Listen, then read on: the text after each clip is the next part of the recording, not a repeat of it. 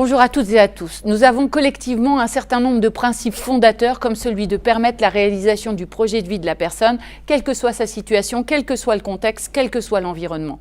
Ce principe de reconnaissance du projet de vie, il est inscrit dans la loi du 11 février 2005 et malgré cela, on constate trop souvent que devenir parent quand on est en situation de handicap peut relever vraiment du parcours d'obstacles. Pour y faire face, nous avons bâti une plateforme de revendication commune. Il faut faire évoluer la législation et les réglementations. Il faut transformer l'environnement, notamment en termes d'accessibilité. Il faut informer, former les professionnels. Et enfin, il faut donner les clés pour les personnes concernées, les clés pour comprendre, pour agir et pour avancer. La parentalité ne s'exerce pas qu'au domicile. Or, la crèche, l'école ou le club sportif, par exemple, sont souvent inaccessibles, que ce soit pour le cadre bâti ou pour l'accueil et l'organisation.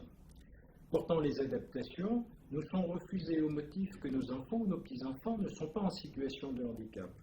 Et de ce fait, il nous est particulièrement difficile de nous impliquer dans leur vie à l'extérieur. Je dirais tout bonnement d'avoir des activités en famille. C'est pourquoi nous demandons deux choses: que tous les lieux de vie de nos enfants soient rendus accessibles, mais également de favoriser l'écoute des parents et des grands-parents pour qu'ils puissent réellement participer à la vie de leurs enfants. Parler de la parentalité des personnes en situation de handicap passe d'abord et avant tout, effectivement, par une formation à la vie amoureuse et à la vie sexuelle. Une fois que ce désir est présent, que ce choix est fait et qu'il devient effectif, il est extrêmement important de donner les moyens de compréhension, de compensation, d'environnement les plus favorables possibles à l'avènement de cet enfant qui va naître, à la fois aux professionnels qui les accompagnent, mais également aux personnes les premières concernées, tout en insistant sur le fait que les personnes en situation de handicap sont d'abord et avant tout les expertes de leur propre situation.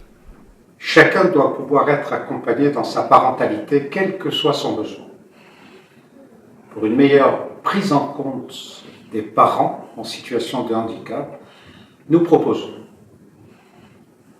la création de cellules de médiation pluridisciplinaire comprenant des représentants des personnes en situation de handicap pour les situations soulevant des questionnements éthiques, de favoriser l'accueil des couples en situation de handicap et des familles de personnes en situation de handicap dans les lieux de vie institutionnels, de soutenir et dupliquer les services d'accompagnement à la parentalité, de développer des réponses de prévention pour permettre le répit parental comme les relais parentaux qui gagneraient à être promus sur chaque territoire.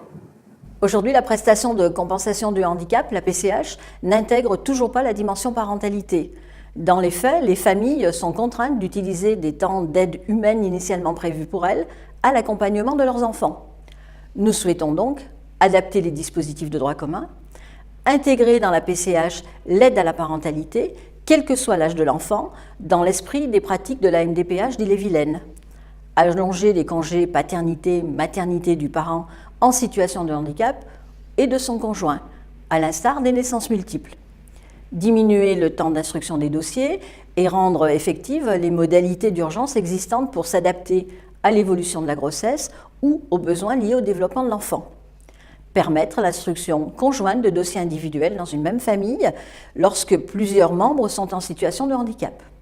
Accompagner en proximité les parents et futurs parents en situation de handicap dans leur projet de parentalité, c'est la mission du SAPPH géré par l'Union mutualiste Vivecare Île-de-France. C'est un service autorisé, il est reconnu pour son expertise. Mais nous mesurons l'ampleur des besoins des parents. Et c'est pourquoi, dans le cadre du comité parentalité, nous souhaitons lancer et développer un plan de développement de l'ensemble de ces services. Et comme le SAPPH a été reconnu centre de ressources, le partage des bonnes pratiques, mais aussi la capacité à outiller les professionnels dans une logique de bientraitance envers les parents, soutiendront le développement de tels services, mais également de ces centres de ressources.